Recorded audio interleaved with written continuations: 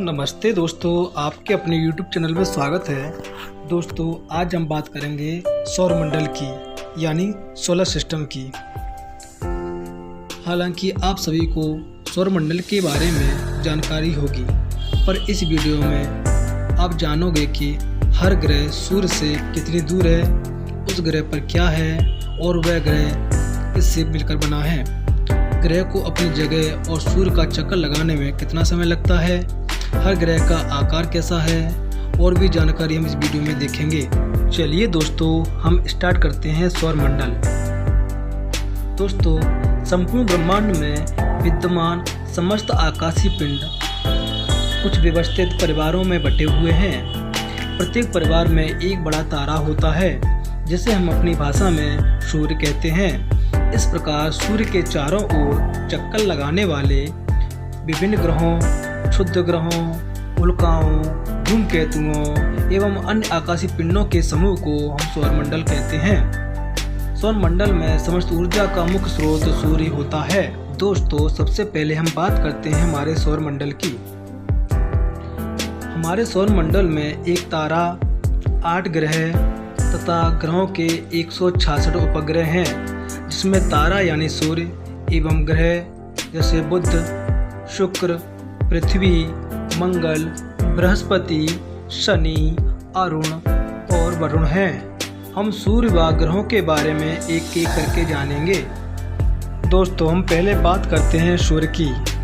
दोस्तों, सूर्य एक गैसीय गोला है जो सौरमंडल का प्रधान है। यह हमारी मंदाकिनी के केंद्रीय भाग से 30,000 प्रकाश वर्ष की दूरी पर स्थित है।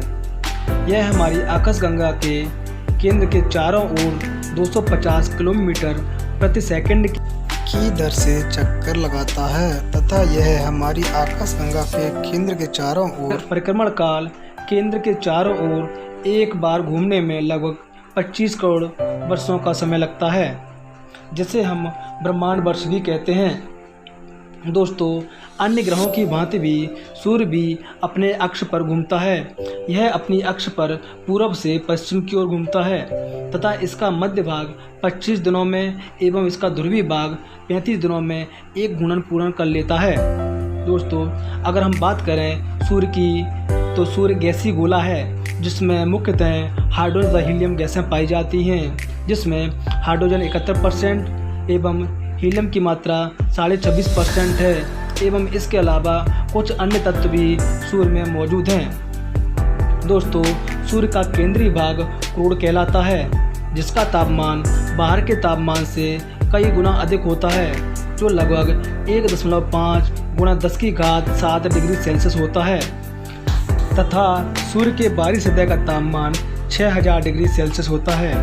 दोस्तों, हैंस बेथ नामक वैज्ञानिक ने बताया था कि 10⁻7 डिग्री टेम्परेचर पर सूर्य के केंद्र पर 4 हाइड्रोजन नाभिक मिलकर के एक हीलियम नाभिक का निर्माण करते हैं तथा इस दौरान अत्यधिक मात्रा में ऊर्जा जनरेट होती है। इस क्रिया को हम नाभिकीय संलयन की अभिक्रिया कहते हैं। अतः दोस्तों, हम कह सकते हैं कि सूर्य में ऊर्जा का मुख्य स्रोत नाभिकीय संलयन की अभिक्रिया ही है। दोस्तों, सूर्य की दीप्तिमान सतह को प्रकाश मंडल या फोटोस्फीयर कहते हैं। प्रकाश मंडल के किनारे प्रकाशमान नहीं होते हैं, क्योंकि सूर्य का वायुमंडल प्रकाश का अवशोषण कर लेता है। अतः इसे हम वर्णमंडल कहते हैं। यह लाल रंग का दिखाई देता है। दोस्तों, सूर्य ग्रहण के समय सूर्य के दिखाई देने वाले भाग को सूर्य किरीट या कोरोना कहते हैं। यह सूर्य का बाह्यतम भाग होता है। सूर्य किरीट से एक्स किरणें उत्सर्जित होती हैं, इसीलिए सूर्य ग्रहण को नंगी आंखों से न देखने की सलाह दी जाती है। दोस्तों, सूर्य ग्रहण के समय जो सूर्य किरीट या कोरोना जो दिखाई देता है, इसको हम सूर्य मुकुट भी कहते हैं। पूर्ण सूर्य ग्रहण के समय सूर्य किरीट से प्रकाश की प्राप्ति होती है। दोस्तों, अगर हम सूर्य की उम्र की बात करें तो सूर्य की उम्र 5 बिलियन वर्ष है तथा भविष्य में सूर्य द्वारा ऊर्जा देते रहने का समय 10⁻11 वर्ष है। दोस्तों, वैज्ञानिकों का मानना है कि सूर्य में धीरे धीरे हाइड्रोजन की मात्रा कम होती जा रही है, जिसकी वजह से कहीं ना कहीं सूर्य में एनर्जी भी धीरे धीरे इसकी चमक में भी कुछ कमी आती जा रही है।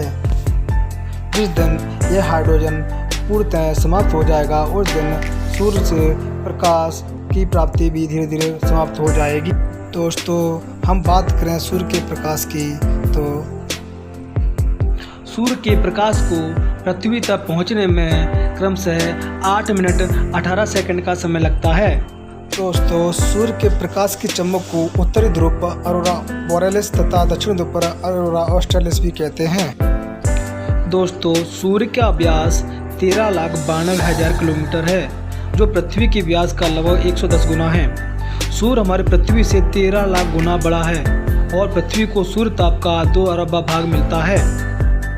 दोस्तों, वैज्ञानिकों ने सूर्य की सतह पर कुछ ब्लैक स्पॉट खोजे हैं, जिन्हें सूर्य कलंक या ब्लैक स्पॉट कहते हैं। दोस्तों, सूर्य के धब्बे चलते हुए गैसों के खोल हैं। इनका तापमान आसपास के तापमान से लगभग 1500 डिग्री सेल्सियस कम होता है। सूर्य के धब्बों का एक पूरा चक्कर कि ये धब्बे सूर्य की सतह पर एक चक्कर पूरा करने में 22 वर्ष का समय लेते हैं तथा 11 वर्षों तक यह धब्बा बढ़ता है और अगले 11 वर्षों तक इसका आकार करता चला जाता है। जब सूर्य की सतह पर धब्बा दिखाई पड़ता है तब उस समय पृथ्वी पर चुंबकीय झंझावात या मैग्नेटिक स्टॉर्म्स उत्पन्न होती है। इससे चुंबकीय सुई की दिशा बदल जाती है एवं रेडियो, टेलीविज़न, बिजली चालित मशीनों आदि में गड़बड़ी उत्पन्न हो जाती है। दोस्तों, जैसा कि वीडियो की शुरुआत में हमने बताया था कि हमारे सौर मंडल में सूर्य के साथ 8 ग्रह मौजूद हैं, जो क्रमशः सूर्य के गुरुत्वाकर्षण की वजह से सूर्य से बंधे हुए हैं तथा वे एक निश्चित कक्षा में सूर्य की परिक्रमा कर रहे हैं। दोस्तों, सूर्य के बढ़ते हुए क्रम में अगर देखा जाए तो सूर्य के सबसे नज़दीक का जो ग्रह है उसे बुध कहते हैं तथा बुध के बाद नंबर आता है शुक्र का एवं तीसरे नंबर पे हमारी पृथ्वी मौजूद है तथा चौथा जो ग्रह है उसे हम मंगल कहते हैं। दोस्तों, इन चारों ग्रहों को आंतरिक ग्रह कहते हैं क्योंकि मंगल ग्रह के बाद क्षुद्र ग्रहों की कुछ पट्टी पाई जाती है जो कि गुरुत्वाकर्षण के प्रभाव में सूर्य के चारों ओर चक्कर लगा रही हैं। दोस्तों, सूर्य के पास के ये चारों ग्रह इनको वास्तविक ग्रह भी कहा जाता है क्योंकि ये छोटी चट्टानों से मिलकर के बने होते हैं। लेकिन क्षुद्र ग्रहों के बाद जो अन्य ग्रह पाए जाते हैं जैसे बृहस्पति, शनि, अरुण, वरुण, ये सभी वास्तविक ग्रह नहीं हैं। इन्हें बाह्य ग्रह भी कहा जाता है।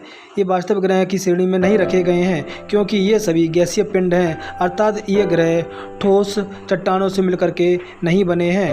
अतः दोस्तों, हम कह सकते हैं कि जो क्षुद्र ग्रहों की जो पट्टी पाई जा रही है उसके अंदर जो 4 ग्रह मौजूद हैं, बुध, शुक्र, पृथ्वी तथा मंगल, इसको आंतरिक ग्रह तथा क्षुद्र ग्रहों की पट्टी के बाहर जो ग्रह पाए जा रहे हैं जो क्रम से बृहस्पति, शनि, अरुण, वरुण, इन्हें बाह्य ग्रह कहते हैं। दोस्तों, हमारे सौर मंडल में बुध ग्रह सबसे छोटा ग्रह है जबकि बृहस्पति ग्रह हमारे सौर मंडल का सबसे बड़ा ग्रह है। बात की जाए इन 8 ग्रहों में तो दोस्तों, यहाँ हमारी पृथ्वी ही एकमात्र ऐसा ग्रह है जहाँ पर जीवन संभव है। दोस्तों, प्रारंभ में पृथ्वी को संपूर्ण ब्रह्मांड का केंद्र माना जाता था, जिसकी परिक्रमा सभी आकाशीय पिंड विभिन्न कक्षाओं में करते थे।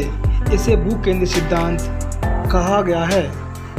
इस सिद्धांत का प्रतिपादन मिस्र यूनानी खगोलशास्त्री क्लॉडियस टॉलेमी के द्वारा 140 ईस्वी में किया गया था तथा इसके बाद पोलैंड के खगोलशास्त्री निकोलस कोपरनिकस ने यह दर्शाया कि सूर्य ब्रह्मांड के केंद्र में स्थित है तथा ग्रह इसकी परिक्रमा करते हैं, जहाँ तक कि हमारी पृथ्वी भी इसकी परिक्रमा करती है।